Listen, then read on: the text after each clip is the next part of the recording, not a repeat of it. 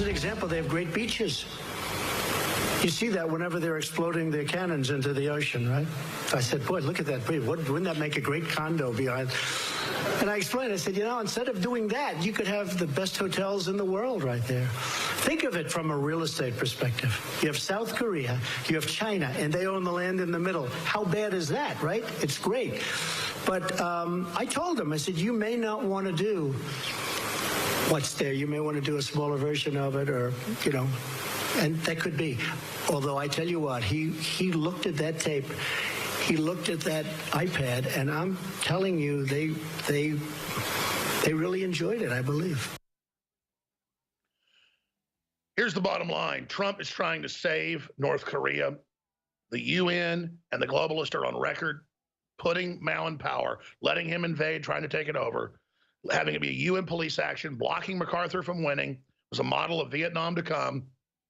Then China exploits North Korea for its raw material, just like China's exploiting us and everybody else and their own people. And now Trump is reaching out and trying to break the stalemate and bring North Korea in out of the dark, a huge victory for America and the world. And the North is moving towards giving up its weapons to do this, because he's first brought them to their knees. And our mainstream media that praised Obama trying to have meetings and praised others, praised Jimmy Carter, is now saying Trump's the bad guy.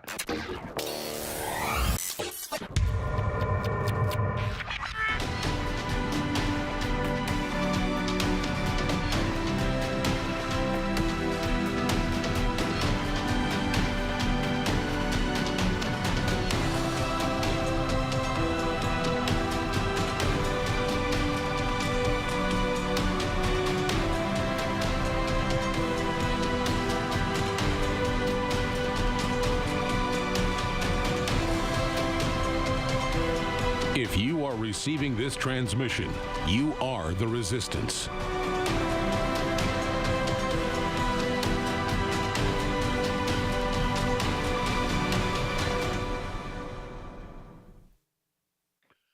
And thank you for joining us. We are live broadcasting worldwide. I am your host, Alex Jones. We're going to have Owen Schroyer co-hosting from the ATX with us today. We have Katie Hopkins from Moscow with some big developments from there joining us via Skype, and so much more. We're obviously going to be opening the phones up, so all of you have a chance to give your take, your view on what's happening in North Korea. But here's the final equation. Mainstream media is trying to spin this, that it's a good thing for communist China, that it's a good thing for North Korea. The Washington Post is. You've got the Democrats apoplectic. We've got compilation videos on Infowars.com just running the whole thing down. Here's what's happening. The globalists were using North Korea as a set piece, giving it the weapons, giving it the missiles, but keeping it in a very, very controlled, collapsed fashion as a set piece to control that whole region. If Trump can come in and swoop in like we did 40 years after being enemies with Vietnam and turn it into an American ally, it's a giant coup for humanity, especially the people of North Korea. Kim Jong-un is a third-generation dictator, and they have committed unbelievable communist crimes against their people. But it was our CIA in '49 that put Mao in. It was the leftists, the Ford Foundation, this is all declassified, that made MacArthur stand down in '53 and not take out the 3 million Chinese troops that had come in to supplement the millions that have already come in. And so this has all been part of a UN action since then, 60 plus years ago, July 27th, 1953. You do the math, 60 plus years ago. And so Trump's coming in and saying, listen, you're the land between two lands.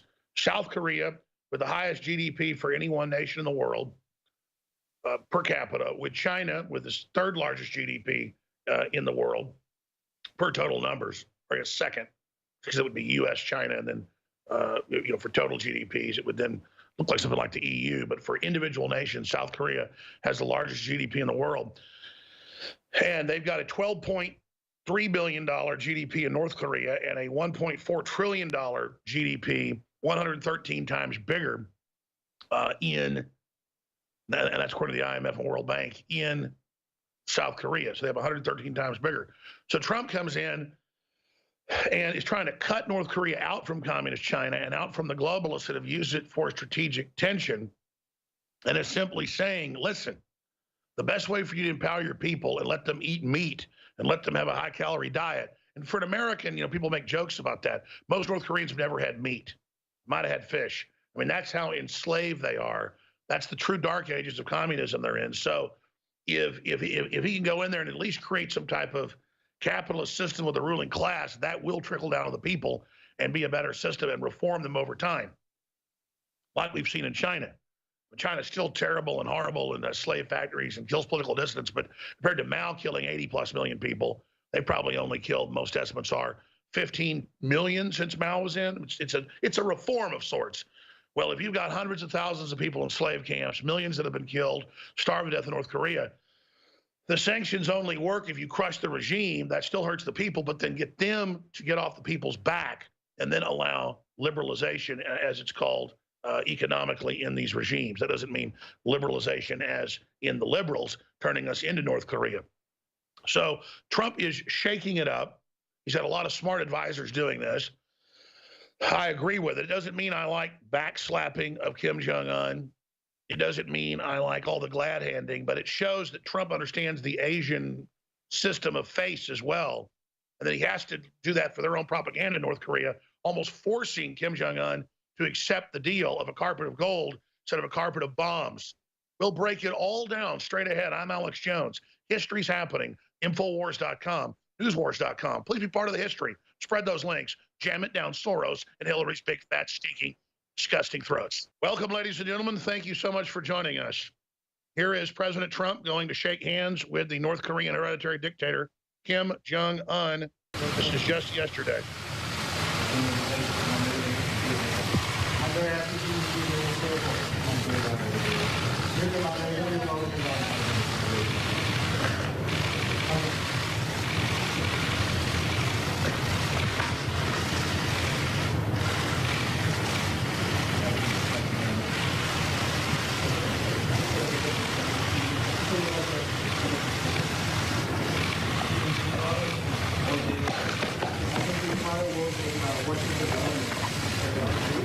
All right.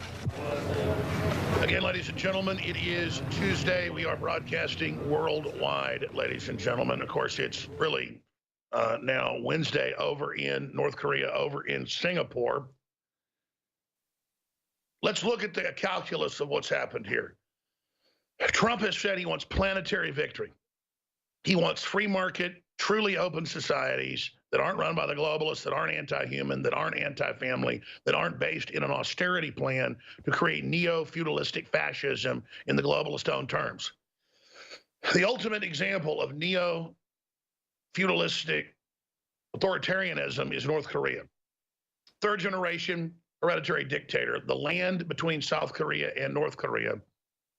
And Trump rightfully said, look at yourself as the land between these two giant economic superpowers. You have a $12.3 billion gross domestic product in North Korea, and that's probably puffed up numbers. South Korea has a 1.4 trillion GDP. That is the largest for a population that size in the world. Per capita, they have the #1 economy in the world, the most connected internet-wise, highest level test scores, you name it, South Korea. Now, you have the genetically identical people to the north and geographically almost the same amount of land, and they can't produce one automobile or tie their shoelaces because that's communism. Something that all these kids with skinny jeans and smartphones that don't want to have a job and their little, sailor outfits and stuff that, make fun of InfoWars can hardly talk, but they want to live under communism or socialism. And they like Bernie Sanders, who likes, he likes $100,000 Audis and $1 million houses and $1 million vacation homes, but you dirty Americans don't have it. So Trump goes in there and he rightfully shows him a video. In fact, I sent that video to you guys. If you haven't, maybe we can roll it in the background for him. He just shows them a real estate development video from Miami and how they took real areas a decade ago and built them up outside Miami. And the media said, well, that wasn't even North Korea, that's Miami. The point is it's how they can develop things very quickly. And the fastest thing North Korea can do versus raw material, they've already been selling to China and others, is, and Russia, is become a big tourist attraction. Open up, they got great beaches, they got great land end all the tyranny. And you're talking in 5 years, you could already have 6 or 7 big resorts building like Cancun did, you name it. People want to go somewhere new. They want to go check out North Korea if it wasn't so authoritarian. And so that's what Trump's telling him. Now, again, China wants to keep them poor. They want to keep North Korea, period, under their control. China has had more than 20 wars with Korea. China absolutely hates Korea. Korea has always been nothing but problems for China for 2,000 years. The Japanese can't stand Korea. They're constantly invading it. So these 3 groups have always been at war with each other. And Trump is going in there and saying, look at South Korea. They went with us, and they've got a $1.4 trillion economy. Their average person makes like $80,000 a year. Your average person makes, what, a couple $100 a year? You want to join us. They have the top medicine. They have the top everything. You want to go that direction.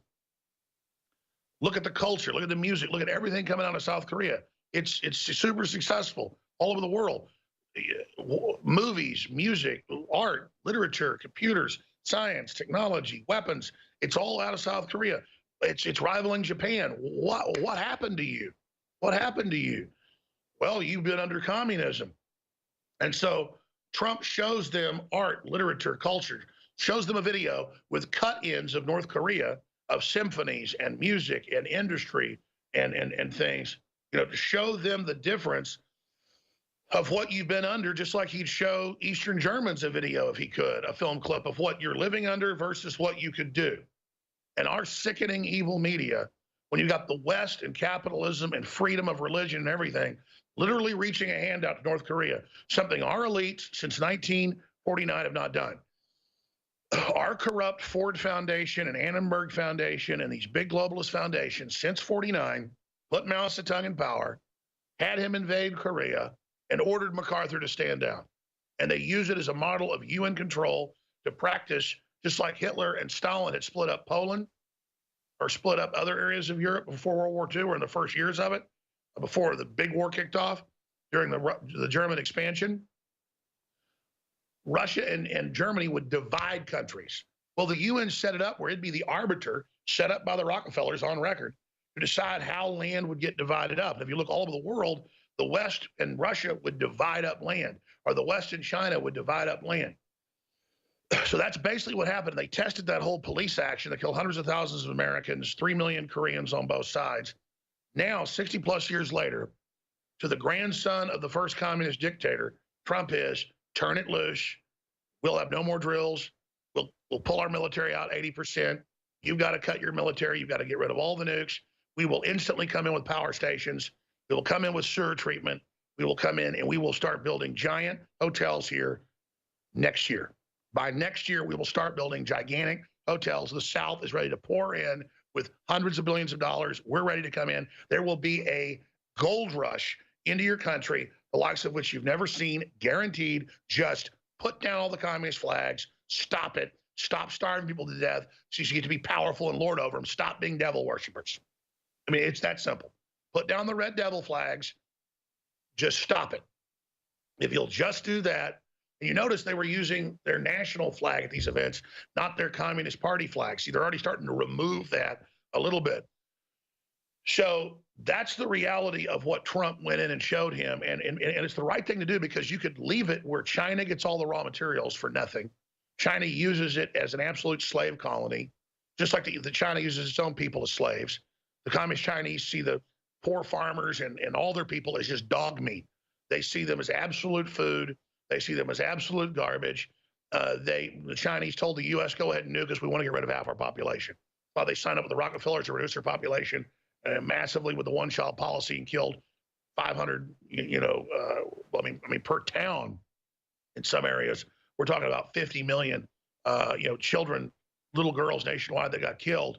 But we're talking about massive, massive, massive numbers of people and mobile execution vans and just this ruthless, cold-blooded, anti-human, perfectly communist, perfectly technocrat attitude of China, who really is the villain. China owns Hollywood. China owns our debt. China's all over the South China Sea. China's expanding. China's threatening everybody. China got the Office of Personnel Management files, 21 million from Obama. China is the dominant force expanding. Russia's not in our business. Russia's trying to stabilize itself. The U.S. is trying to stabilize itself. And Trump's trying to use our power. He's trying to use that to parlay it into unifying Korea, basically, with economic power into the next decade and into the decade after that, having real unification like Eastern and Western Germany, and it's within grasp. We have people absolutely demonizing that idea and coming after it and saying, well, you know, this is a terrible thing Trump's done. If Obama could have done 1/10 of this, they would have given him another Nobel Peace Prize. But I don't think Trump wants one of these so-called peace prizes because Kissinger and Al Gore and people have got them, and Obama has them. It's a albatross around your neck. When we come back, we'll play some clips of Trump's powerful press conference. Owen Schroyer is going to chime in as well. And we've got Katie Hopkins from Moscow coming up, bottom of the hour. But straight ahead, Trump says, I said, look at it from the perspective of real estate. Between China, the second biggest economy in the world, South Korea, independently, the highest GDP in the world. Think for yourself, be smart, get out of the communism, get rid of it, and stop enslaving your people. This is the best shot for communist evil to get its boot off the neck of those people, and Trump's knocked it out of the park again. You know, someone very profoundly once said many years ago that if fascism ever comes to America, it'll come in the name of liberalism. You're a white male! You're a white man! If you are receiving this transmission, you are the resistance. We can't extend this free shipping sale much longer with our best-selling items at InfoWarsStore.com. In fact, we can only run it a few more days. We're also running out of some of our best-selling items like our amazing nootropic, Rainforce. It's $19.95. Leading competitors are $60 and aren't even as good. It's a great deal normally at $39.95. Rainforce, you've never tried it. This is a great opportunity, $19.95. Also, Alpha Power is 50% off. If you don't know what it's done for me and so many others for stamina, focus, libido, it does so many things. X2, even though we're having trouble sourcing the deep earth crystals of the good halogen iodine, I am blowing out the stockpile of it we have, at least for another few days, at 50% off. And then after that, it's going to go back to full price until we secure more of it. InfoWarsLife.com, InfoWarsStore.com, or 888-253-3139. And thank you all for helping fund the second American global revolution.